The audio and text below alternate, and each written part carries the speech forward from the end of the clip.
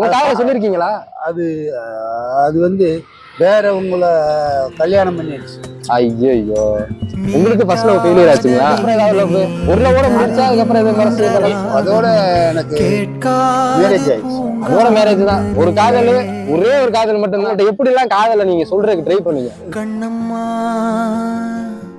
கண்ணம்மா கண்ணிலே நான் லவ் பண்றேன்றத அதுவும் சொல்ல மாதிரி நானும் சொல்ல மாட்டேன். சொல்லாமையே அப்ப வந்து உங்களை வந்து ரொம்ப நம்பி இருக்காங்க அவங்க வீட்டுல. அவங்களும் நம்புவாங்க, அப்புறம் ஈஸியா நம்புவாங்க. அப்படியே நீங்க ஈஸியா மூவ் பண்ணி டிசைட் நீங்களே லவ் பண்ணி மேரேஜ் பண்ணிருக்கலாம். அப்ப வந்து